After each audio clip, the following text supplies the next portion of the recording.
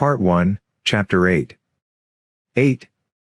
From somewhere at the bottom of a passage the smell of roasting coffee, real coffee, not Victory coffee, came floating out into the street. Winston paused involuntarily. For perhaps 2 seconds he was back in the half-forgotten world of his childhood. Then a door banged, seeming to cut off the smell as abruptly as though it had been a sound. He had walked several kilometers over pavements, and his varicose ulcer was throbbing. This was the second time in 3 weeks that he had missed an evening at the community center, a rash act, since you could be certain that the number of your attendances at the center was carefully checked. In principle, a party member had no spare time, and was never alone except in bed. It was assumed that when he was not working, eating, or sleeping he would be taking part in some kind of communal recreation. To do anything that suggested a taste for solitude, even to go for a walk by yourself, was always slightly dangerous. There was a word for it in newspeak, own life, it was called, meaning individualism and eccentricity. But this evening as he came out of the ministry the balminess of the April air had tempted him. The sky was a warmer blue than he had seen it that year, and suddenly the long, noisy evening at the center, the boring, exhausting games, the lectures, the creaking camaraderie oiled by gin, had seemed intolerable. On impulse he had turned away from the bus stop and wandered off into the labyrinth of London, first south, then east, then north again, losing himself among unknown streets and hardly bothering in which direction he was going. If there is hope, he had written in the diary, it lies in the proles. The words kept coming back to him, statement of a mystical truth and a palpable absurdity. He was somewhere in the vague, brown-colored slums to the north and east of what had once been St. Pancras Station. He was walking up a cobbled street of little 2-story houses with battered doorways which gave straight on the pavement and which were somehow curiously suggestive of rat holes. There were puddles of filthy water here and there among the cobbles.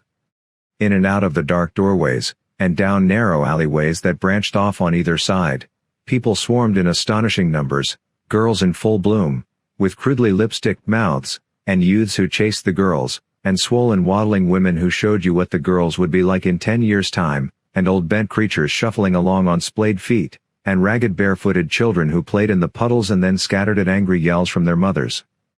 Perhaps a quarter of the windows in the street were broken and boarded up. Most of the people paid no attention to Winston, a few eyed him with a sort of guarded curiosity. 2 monstrous women with brick-red forearms folded across their aprons were talking outside a doorway. Winston caught scraps of conversation as he approached. "Yes," I says to her, "that's all very well," I says. "But if you'd have been in my place you'd have done the same as what I done. It's easy to criticize," I says, "but you ain't got the same problems as what I got." "Ah," said the other, "that's just it. That's just where it is." The strident voices stopped abruptly. The women studied him in hostile silence as he went past. But it was not hostility, exactly, merely a kind of wariness, a momentary stiffening, as at the passing of some unfamiliar animal. The blue overalls of the party could not be a common sight in a street like this. Indeed, it was unwise to be seen in such places, unless you had definite business there. The patrols might stop you if you happened to run into them. "May I see your papers, comrade? What are you doing here? What time did you leave work? Is this your usual way home?" and so on and so forth. Not that there was any rule against walking home by an unusual route, but it was enough to draw attention to you if the thought police heard about it. Suddenly the whole street was in commotion. There were yells of warning from all sides. People were shooting into the doorways like rabbits. A young woman leapt out of a doorway a little ahead of Winston, grabbed up a tiny child playing in a puddle, whipped her apron round it, and leapt back again, all in one movement. At the same instant a man in a concertina-like black suit, who had emerged from a side alley, ran towards Winston, pointing excitedly to the sky. "Steamer!" he yelled. "Look out, governor. Bang overeed. Lay down quick." Steamer was a nickname which, for some reason, the proles applied to rocket bombs.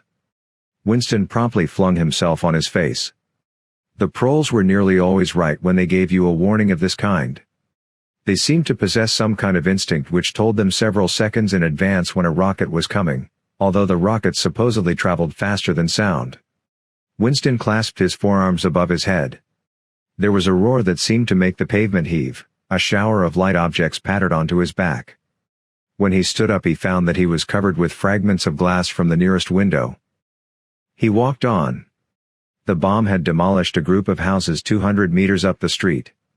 A black plume of smoke hung in the sky, and below it a cloud of plaster dust in which a crowd was already forming around the ruins. There was a little pile of plaster lying on the pavement ahead of him, and in the middle of it he could see a bright red streak. When he got up to it, he saw that it was a human hand severed at the wrist. Apart from the bloody stump, the hand was so completely whitened as to resemble a plaster cast. He kicked the thing into the gutter, and then, to avoid the crowd, turned down a side street to the right. Within 3 or 4 minutes he was out of the area which the bomb had affected, and the sordid swarming life of the streets was going on as though nothing had happened. It was nearly 20 hours, and the drinking shops which the proles frequented, pubs, they called them, were choked with customers. From their grimy swing doors, endlessly opening and shutting, there came forth a smell of urine, sawdust, and sour beer. In an angle formed by a projecting house front, 3 men were standing very close together, the middle one of them holding a folded-up newspaper which the other 2 were studying over his shoulder. Even before he was near enough to make out the expression on their faces, Winston could see absorption in every line of their bodies. It was obviously some serious piece of news that they were reading. He was a few paces away from them when suddenly the group broke up and 2 of the men were in violent altercation. For a moment they seemed almost on the point of blows. "Can't you bleeding well listen to what I say? I tell you no number ending in 781 for over 14 months. Yes, it has, then. No, it is not. Back home I got the old lot of 'em for over 2 years wrote down on a piece of paper. I takes 'em down regular as the clock. And I tell you, no number ending in 7. Yes, a 7 as one. I could pretty near tell you the bleeding number. 407, it ended in. It were in February, 2nd week in February. February your grandmother. I got it all down in black and white. And I tell you, no number. Oh, pack it in," said the third man. They were talking about the lottery. Winston looked back when he had gone 30 meters. They were still arguing, with vivid, passionate faces. The lottery, with its weekly payout of enormous prizes, was the one public event to which the proles paid serious attention. It was probable that there were some millions of proles for whom the lottery was the principal if not the only reason for remaining alive. It was their delight, their folly, their anodyne, their intellectual stimulant. Where the lottery was concerned, even people who could barely read and write seemed capable of intricate calculations and staggering feats of memory. There was a whole tribe of men who made a living simply by selling systems, forecasts, and lucky amulets. Winston had nothing to do with the running of the lottery, which was managed by the Ministry of Plenty, but he was aware, indeed everyone in the party was aware, that the prizes were largely imaginary. Only small sums were actually paid out, the winners of the big prizes being non-existent persons. In the absence of any real intercommunication between one part of Oceania and another, this was not difficult to arrange. But if there was hope, it lay in the proles. You had to cling on to that. When you put it in words it sounded reasonable, it was when you looked at the human beings passing you on the pavement that it became an act of faith. The street into which he had turned ran downhill. He had a feeling that he had been in this neighborhood before, and that there was a main thoroughfare not far away. From somewhere ahead there came a din of shouting voices. The street took a sharp turn and then ended in a flight of steps which led down into a sunken alley where a few stall-keepers were selling tired-looking vegetables. At this moment Winston remembered where he was. The alley led out into the main street, and down the next turning, not 5 minutes away, was the junk shop where he had bought the blank book which was now his diary. And in a small stationer's shop not far away he had bought his pen holder and his bottle of ink. He paused for a moment at the top of the steps. On the opposite side of the alley there was a dingy little pub whose windows appeared to be frosted over but in reality were merely coated with dust. A very old man, bent but active, with white mustaches that bristled forward like those of a prawn, pushed open the swing door and went in. As Winston stood watching, it occurred to him that the old man, who must be 80 at the least, had already been middle-aged when the revolution happened. He and a few others like him were the last links that now existed with the vanished world of capitalism. In the party itself there were not many people left whose ideas had been formed before the revolution. The older generation had mostly been wiped out in the great purges of the 50s and 60s, and the few who survived had long ago been terrified into complete intellectual surrender. If there was anyone still alive who could give you a truthful account of conditions in the early part of the century, it could only be a prole. Suddenly the passage from the history book that he had copied into his diary came back into Winston's mind, and a lunatic impulse took hold of him. He would go into the pub, he would scrape acquaintance with that old man and question him. He would say to him, "Tell me about your life when you were a boy. What was it like in those days? Were things better than they are now, or were they worse?" Hurriedly, lest he should have time to become frightened, he descended the steps and crossed the narrow street. It was madness, of course. As usual, there was no definite rule against talking to proles and frequenting their pubs, but it was far too unusual an action to pass unnoticed. If the patrols appeared he might plead an attack of faintness, but it was not likely that they would believe him. He pushed open the door, and a hideous cheesy smell of sour beer hit him in the face. As he entered the din of voices dropped to about half its volume. Behind his back he could feel everyone eyeing his blue overalls. A game of darts which was going on at the other end of the room interrupted itself for perhaps as much as 30 seconds.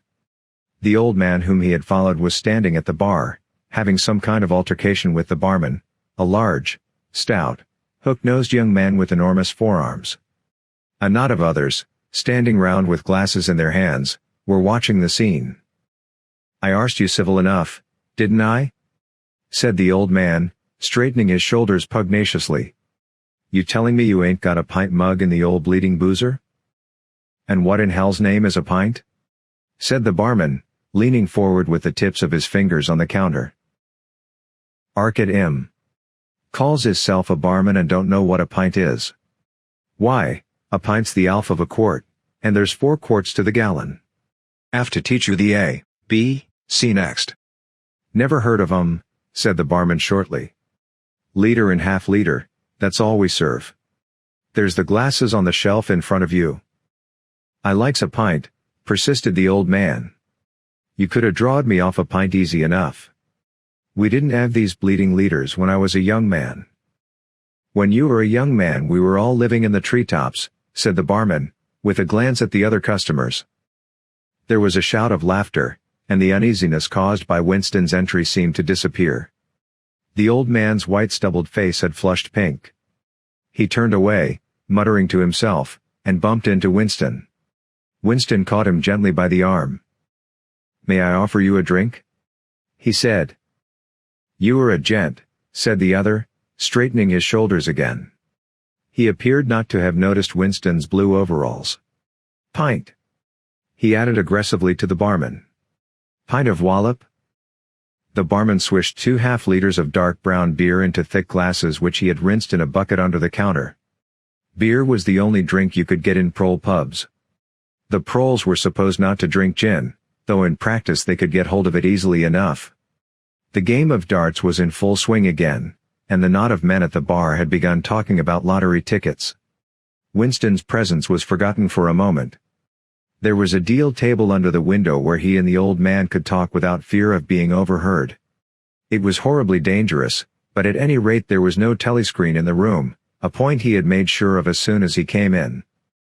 "'E could 'a drawed me off a pint," grumbled the old man as he settled down behind a glass. "A half liter ain't enough. It don't satisfy. And a whole liter's too much. It starts my bladder running. Let alone the price." "You must have seen great changes since you were a young man," said Winston tentatively. The old man's pale blue eyes moved from the darts board to the bar, and from the bar to the door of the gents, as though it were in the bar-room that he expected the changes to have occurred. "The beer was better," he said finally. "And cheaper. When I was a young man, mild beer, wallop we used to call it, was 4p a pint. That was before the war, of course." "Which war was that?" said Winston. "It's all wars," said the old man vaguely. He took up his glass, and his shoulders straightened again. "Heirs wishing you the very best of health." In his lean throat the sharp-pointed Adam's apple made a surprisingly rapid up and down movement, and the beer vanished. Winston went to the bar and came back with 2 more half-liters. The old man appeared to have forgotten his prejudice against drinking a full liter. "You are very much older than I am," said Winston. "You must have been a grown man before I was born. You can remember what it was like in the old days, before the revolution. People of my age don't really know anything about those times. We can only read about them in books, and what it says in the books may not be true. I should like your opinion on that. The history books say that life before the revolution was completely different from what it is now. There was the most terrible oppression, injustice, poverty worse than anything we can imagine. Here in London, the great mass of the people never had enough to eat from birth to death. Half of them hadn't even boots on their feet. They worked 12 hours a day, they left school at 9, they slept 10 in a room. And at the same time there were a very few people, only a few thousands, the capitalists, they were called, who were rich and powerful. They owned everything that there was to own. They lived in great gorgeous houses with 30 servants, they rode about in motor cars and 4-horse carriages, they drank champagne, they wore top hats. The old man brightened suddenly. "Top hats," he said. "Funny you should mention 'em. The same thing come into my head only yesterday, I don't know why. I was just thinking, I ain't seen a top hat in years. Gorn right out, the avenue the last time I wore one was at my sister-in-law's funeral. And that was, well, I couldn't give you the date, but it must have been 50 years ago. Of course it was only hired for the occasion, you understand." "It isn't very important about the top hats," said Winston patiently. "The point is, these capitalists, they and a few lawyers and priests and so forth who lived on them, were the lords of the earth. Everything existed for their benefit. You, the ordinary people, the workers, were their slaves. They could do what they liked with you. They could ship you off to Canada like cattle. They could sleep with your daughters if they chose. They could order you to be flogged with something called a cat o' nine tails. You had to take your cap off when you passed them. Every capitalist went about with a gang of lackeys who—" The old man brightened again. "Lackeys," he said. "Now there's a word I ain't heard since ever so long. Lackeys. That wriggler takes me back, that does. I recollect donkeys years ago, I used to sometimes go to Eda Park of a Sunday afternoon to hear the blokes making speeches. Salvation Army, Roman Catholics, Jews, Indians, all sorts there was. And there was one bloke, well, I couldn't give you his name, but a real powerful speaker he was. E didn't Alf give it him. Lackeys. E says, lackeys of the bourgeoisie. Flunkies of the ruling class. Parasites, that was another of them. And hyenas, E definitely called him hyenas. Of course E was referring to the Labour Party, you understand." Winston had the feeling that they were talking at cross purposes. "What I really wanted to know is this," he said. "Do you feel that you have more freedom now than you had in those days? Are you treated more like a human being? In the old days, the rich people, the people at the top. The House of Lords," put in the old man reminiscently. "The House of Lords, if you like. What I am asking is, were these people able to treat you as an inferior, simply because they were rich and you were poor? Is it a fact, for instance, that you had to call them sir and take off your cap when you passed them?" The old man appeared to think deeply. He drank off about a quarter of his beer before answering. "Yes," he said. "They liked you to touch your cap to 'em. It showed respect, like. I didn't agree with it, myself, but I done it often enough. Had to, as you might say." "And was it usual, I'm only quoting what I've read in history books, was it usual for these people and their servants to push you off the pavement into the gutter?" "One of 'em pushed me once," said the old man. "I recollect it as if it was yesterday. It was boat race night, terribly rowdy they used to get on boat race night, and I bumps into a young bloke on Shaftesbury Avenue. Quite a gent, he was, dress shirt, top hat, black overcoat. E was kind of zigzagging across the pavement, and I bumps into him accidental like. E says, "Why can't you look where you're going?" E says. I say, "D'you think you've bought the bleeding pavement?" E says, "I'll twist your bloody eat off if you get fresh with me." I says, "You're drunk." "I'll give you in charge an alpha minute," I says. And if you'll believe me, E puts his hand on my chest and gives me a shove as pretty near sent me under the wheels of a bus. Well, I was young in them days, and I was going to have fetched him one, only. A sense of helplessness took hold of Winston. The old man's memory was nothing but a rubbish heap of details. One could question him all day without getting any real information. The party histories might still be true, after a fashion, they might even be completely true. He made a last attempt. "Perhaps I have not made myself clear," he said. "What I'm trying to say is this. You have been alive a very long time, you lived half your life before the revolution. In 1925, for instance, you were already grown up. Would you say from what you can remember, that life in 1925 was better than it is now, or worse? If you could choose, would you prefer to live then or now?" The old man looked meditatively at the darts board. He finished up his beer, more slowly than before. When he spoke it was with a tolerant philosophical air, as though the beer had mellowed him. "I know what you expect me to say," he said. "You expect me to say as I'd sooner be young again. Most people'd say they'd sooner be young, if you arst 'em. You got your health and strength when you're young. When you get to my time of life you ain't never well. I suffer something wicked from my feet, and my bladder's just terrible.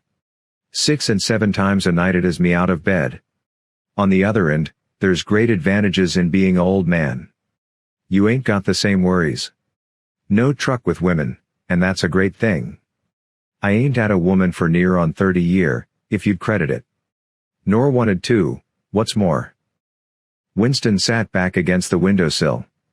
It was no use going on. He was about to buy some more beer when the old man suddenly got up and shuffled rapidly into the stinking urinal at the side of the room. The extra half-liter was already working on him. Winston sat for a minute or two gazing at his empty glass, and hardly noticed when his feet carried him out into the street again. Within 20 years at the most, he reflected, the huge and simple question, was life better before the revolution than it is now? Would have ceased once and for all to be answerable. But in effect it was unanswerable even now, since the few scattered survivors from the ancient world were incapable of comparing one age with another. They remembered a million useless things, a quarrel with a workmate, a hunt for a lost bicycle pump, the expression on a long-dead sister's face, the swirls of dust on a windy morning 70 years ago, but all the relevant facts were outside the range of their vision. They were like the ant, which can see small objects but not large ones. And when memory failed and written records were falsified, when that happened, the claim of the party to have improved the conditions of human life had got to be accepted, because there did not exist, and never again could exist, any standard against which it could be tested. At this moment his train of thought stopped abruptly. He halted and looked up. He was in a narrow street, with a few dark little shops, interspersed among dwelling houses. Immediately above his head there hung 3 discolored metal balls which looked as if they had once been gilded. He seemed to know the place. Of course. He was standing outside the junk shop where he had bought the diary. A twinge of fear went through him. It had been a sufficiently rash act to buy the book in the beginning, and he had sworn never to come near the place again. And yet the instant that he allowed his thoughts to wander, his feet had brought him back here of their own accord. It was precisely against suicidal impulses of this kind that he had hoped to guard himself by opening the diary. At the same time he noticed that although it was nearly 21 hours the shop was still open. With the feeling that he would be less conspicuous inside than hanging about on the pavement, he stepped through the doorway. If questioned, he could plausibly say that he was trying to buy razor blades. The proprietor had just lighted a hanging oil lamp which gave off an unclean but friendly smell. He was a man of perhaps 60, frail and bowed, with a long, benevolent nose, and mild eyes distorted by thick spectacles. His hair was almost white, but his eyebrows were bushy and still black. His spectacles, his gentle, fussy movements, and the fact that he was wearing an aged jacket of black velvet, gave him a vague air of intellectuality, as though he had been some kind of literary man, or perhaps a musician. His voice was soft, as though faded, and his accent less debased than that of the majority of proles. "I recognized you on the pavement," he said immediately. "You were the gentleman that bought the young lady's keepsake album. That was a beautiful bit of paper, that was. Cream laid, it used to be called. There's been no paper like that made for, oh, I dare say 50 years. He peered at Winston over the top of his spectacles. "Is there anything special I can do for you? Or did you just want to look round?" "I was passing," said Winston vaguely. "I just looked in. I don't want anything in particular."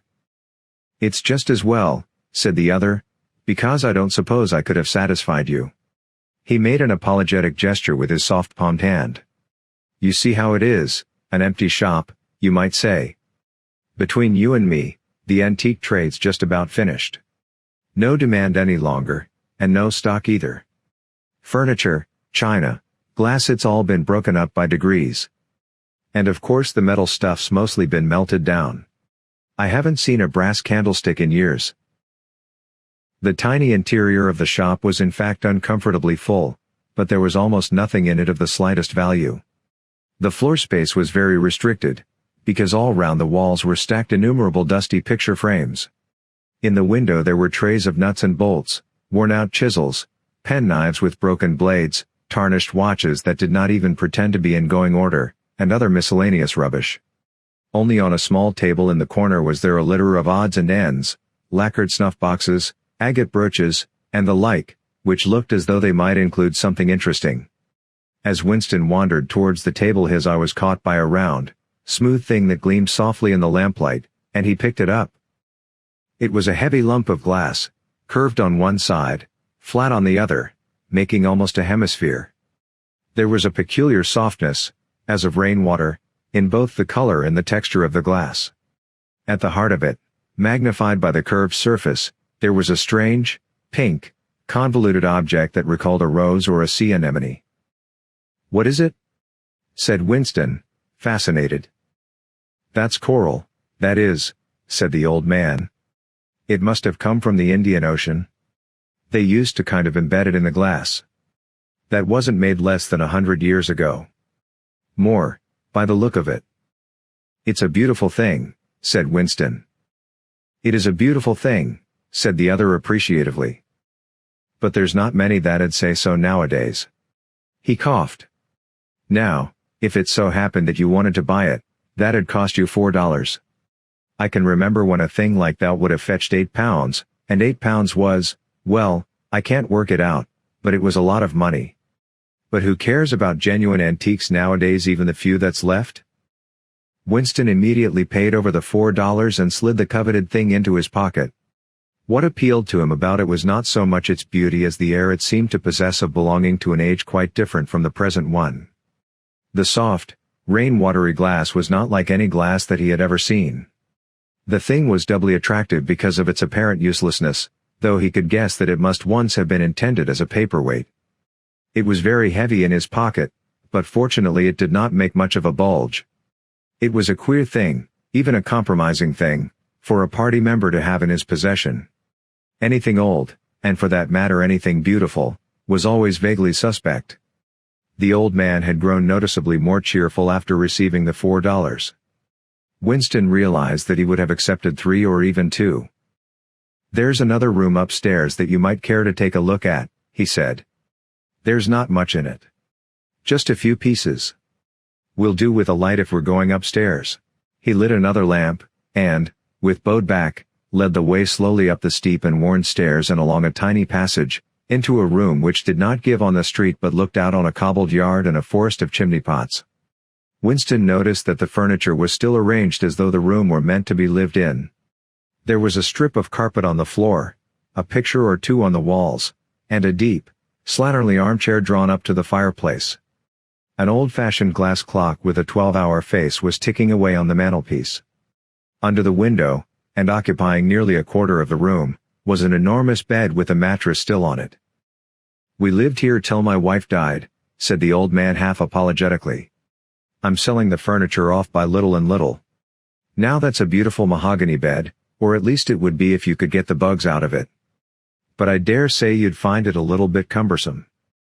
He was holding the lamp high up, so as to illuminate the whole room, and in the warm dim light the place looked curiously inviting. The thought flitted through Winston's mind that it would probably be quite easy to rent the room for a few dollars a week, if he dared to take the risk. It was a wild, impossible notion, to be abandoned as soon as thought of, but the room had awakened in him a sort of nostalgia, a sort of ancestral memory. It seemed to him that he knew exactly what it felt like to sit in a room like this, in an armchair beside an open fire with your feet in the fender and a kettle on the hob, utterly alone, utterly secure, with nobody watching you, no voice pursuing you, no sound except the singing of the kettle and the friendly ticking of the clock. There's no telescreen. He could not help murmuring. Ah, said the old man, I never had one of those things. Too expensive. And I never seemed to feel the need of it, somehow. Now that's a nice gate-leg table in the corner there. Though of course you'd have to put new hinges on it if you wanted to use the flaps.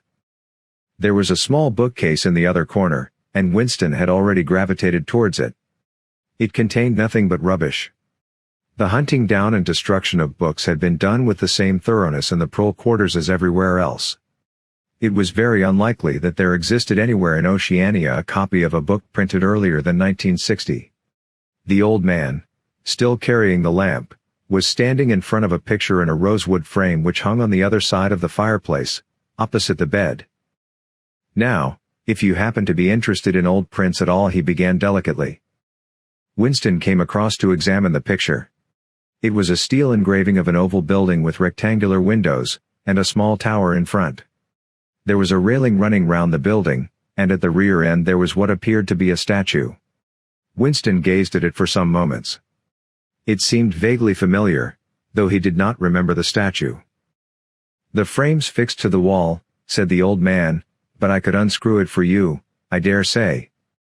I know that building, said Winston finally. It's a ruin now.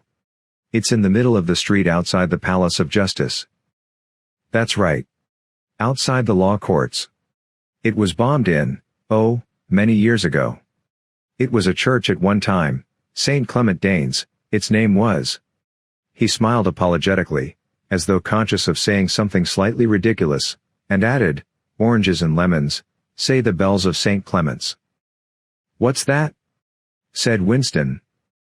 Oh, oranges and lemons, say the bells of St. Clement's. That was a rhyme we had when I was a little boy. How it goes on I don't remember, but I do know it ended up, here comes a candle to light you to bed, here comes a chopper to chop off your head. It was a kind of a dance. They held out their arms for you to pass under, and when they came to here comes a chopper to chop off your head they brought their arms down and caught you. It was just names of churches. All the London churches were in it, all the principal ones, that is. Winston wondered vaguely to what century the church belonged. It was always difficult to determine the age of a London building. Anything large and impressive, if it was reasonably new in appearance, was automatically claimed as having been built since the Revolution, while anything that was obviously of earlier date was ascribed to some dim period called the Middle Ages. The centuries of capitalism were held to have produced nothing of any value. One could not learn history from architecture any more than one could learn it from books. Statues, inscriptions, memorial stones, the names of streets, anything that might throw light upon the past had been systematically altered. I never knew it had been a church, he said. There's a lot of them left, really, said the old man, though they've been put to other uses. Now, how did that rhyme go? Ah. I've got it. Oranges and lemons, say the bells of St. Clement's. You owe me 3 farthings, say the bells of St. Martin's. There, now, that's as far as I can get. A farthing, that was a small copper coin, looked something like a cent. Where was St. Martin's? Said Winston. St. Martin's? That's still standing. It's in Victory Square, alongside the picture gallery. A building with a kind of a triangular porch and pillars in front, and a big flight of steps. Winston knew the place well. It was a museum used for propaganda displays of various kinds, scale models of rocket bombs and floating fortresses, waxwork tableaus illustrating enemy atrocities, and the like. St. Martin's in the Fields it used to be called, supplemented the old man, though I don't recollect any fields anywhere in those parts. Winston did not buy the picture. It would have been an even more incongruous possession than the glass paperweight, and impossible to carry home, unless it were taken out of its frame. But he lingered for some minutes more, talking to the old man, whose name, he discovered, was not Weeks, as one might have gathered from the inscription over the shop front, but Charrington. Mr. Charrington, it seemed, was a widower aged 63 and had inhabited this shop for 30 years. Throughout that time he had been intending to alter the name over the window, but had never quite got to the point of doing it. All the while that they were talking the half-remembered rhyme kept running through Winston's head. Oranges and lemons say the bells of St. Clement's, you owe me 3 farthings, say the bells of St. Martin's. It was curious, but when you said it to yourself you had the illusion of actually hearing bells, the bells of a lost London that still existed somewhere or other, disguised and forgotten. From one ghostly steeple after another he seemed to hear them pealing forth. Yet so far as he could remember he had never in real life heard church bells ringing. He got away from Mr. Charrington and went down the stairs alone, so as not to let the old man see him reconnoitering the street before stepping out of the door. He had already made up his mind that after a suitable interval, a month, say, he would take the risk of visiting the shop again. It was perhaps not more dangerous than shirking an evening at the center. The serious piece of folly had been to come back here in the first place, after buying the diary and without knowing whether the proprietor of the shop could be trusted. However, yes, he thought again, he would come back. He would buy further scraps of beautiful rubbish. He would buy the engraving of St. Clement Danes, take it out of its frame, and carry it home concealed under the jacket of his overalls. He would drag the rest of that poem out of Mr. Charrington's memory. Even the lunatic project of renting the room upstairs flashed momentarily through his mind again. For perhaps 5 seconds exultation made him careless, and he stepped out onto the pavement without so much as a preliminary glance through the window. He had even started humming to an improvised tune. Oranges and lemons, say the bells of St. Clement's. You owe me 3 farthings, say the. Suddenly his heart seemed to turn to ice and his bowels to water. A figure in blue overalls was coming down the pavement, not 10 meters away. It was the girl from the fiction department, the girl with dark hair. The light was failing, but there was no difficulty in recognizing her. She looked him straight in the face, then walked quickly on as though she had not seen him. For a few seconds Winston was too paralyzed to move. Then he turned to the right and walked heavily away, not noticing for the moment that he was going in the wrong direction. At any rate, one question was settled. There was no doubting any longer that the girl was spying on him. She must have followed him here, because it was not credible that by pure chance she should have happened to be walking on the same evening up the same obscure back street, kilometers distant from any quarter where party members lived. It was too great a coincidence. Whether she was really an agent of the thought police, or simply an amateur spy actuated by officiousness, hardly mattered. It was enough that she was watching him. Probably she had seen him go into the pub as well. It was an effort to walk. The lump of glass in his pocket banged against his thigh at each step, and he was half-minded to take it out and throw it away. The worst thing was the pain in his belly. For a couple of minutes he had the feeling that he would die if he did not reach a lavatory soon. But there would be no public lavatories in a quarter like this. Then the spasm passed, leaving a dull ache behind. The street was a blind alley. Winston halted, stood for several seconds wondering vaguely what to do, then turned round and began to retrace his steps. As he turned it occurred to him that the girl had only passed him 3 minutes ago and that by running he could probably catch up with her. He could keep on her track till they were in some quiet place, and then smash her skull in with a cobblestone. The piece of glass in his pocket would be heavy enough for the job. But he abandoned the idea immediately, because even the thought of making any physical effort was unbearable.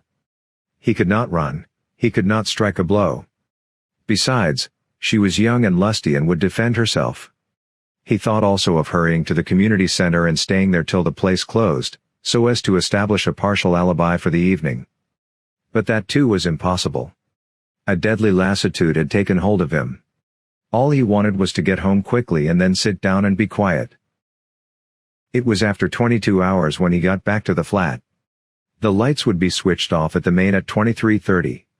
He went into the kitchen and swallowed nearly a teacup full of Victory gin. Then he went to the table in the alcove, sat down, and took the diary out of the drawer. But he did not open it at once. From the telescreen a brassy female voice was squalling a patriotic song. He sat staring at the marbled cover of the book, trying without success to shut the voice out of his consciousness. It was at night that they came for you, always at night. The proper thing was to kill yourself before they got you. Undoubtedly some people did so. Many of the disappearances were actually suicides. But it needed desperate courage to kill yourself in a world where firearms, or any quick and certain poison, were completely unprocurable. He thought with a kind of astonishment of the biological uselessness of pain and fear, the treachery of the human body which always freezes into inertia at exactly the moment when a special effort is needed. He might have silenced the dark-haired girl if only he had acted quickly enough, but precisely because of the extremity of his danger he had lost the power to act. It struck him that in moments of crisis one is never fighting against an external enemy, but always against one's own body. Even now, in spite of the gin, the dull ache in his belly made consecutive thought impossible. And it is the same, he perceived, in all seemingly heroic or tragic situations. On the battlefield, in the torture chamber, on a sinking ship, the issues that you are fighting for are always forgotten, because the body swells up until it fills the universe, and even when you are not paralyzed by fright or screaming with pain, life is a moment-to-moment struggle against hunger or cold or sleeplessness, against a sour stomach or an aching tooth. He opened the diary. It was important to write something down. The woman on the telescreen had started a new song. Her voice seemed to stick into his brain like jagged splinters of glass. He tried to think of O'Brien, for whom, or to whom, the diary was written, but instead he began thinking of the things that would happen to him after the thought police took him away. It would not matter if they killed you at once. To be killed was what you expected. But before death, nobody spoke of such things, yet everybody knew of them. There was the routine of confession that had to be gone through, the groveling on the floor and screaming for mercy, the crack of broken bones, the smashed teeth, and bloody clots of hair. Why did you have to endure it, since the end was always the same? Why was it not possible to cut a few days or weeks out of your life? Nobody ever escaped detection, and nobody ever failed to confess. When once you had succumbed to thought crime it was certain that by a given date you would be dead. Why then did that horror, which altered nothing, have to lie embedded in future time? He tried with a little more success than before to summon up the image of O'Brien. "We shall meet in the place where there is no darkness," O'Brien had said to him. He knew what it meant, or thought he knew. The place where there is no darkness was the imagined future, which one would never see, but which, by foreknowledge, one could mystically share in. But with the voice from the telescreen nagging at his ears he could not follow the train of thought further. He put a cigarette in his mouth. Half the tobacco promptly fell out onto his tongue, a bitter dust which was difficult to spit out again. The face of Big Brother swam into his mind, displacing that of O'Brien. Just as he had done a few days earlier, he slid a coin out of his pocket and looked at it. The face gazed up at him, heavy, calm, protecting, but what kind of smile was hidden beneath the dark mustache? Like a leaden knell the words came back at him. War is peace. Freedom is slavery. Ignorance is strength.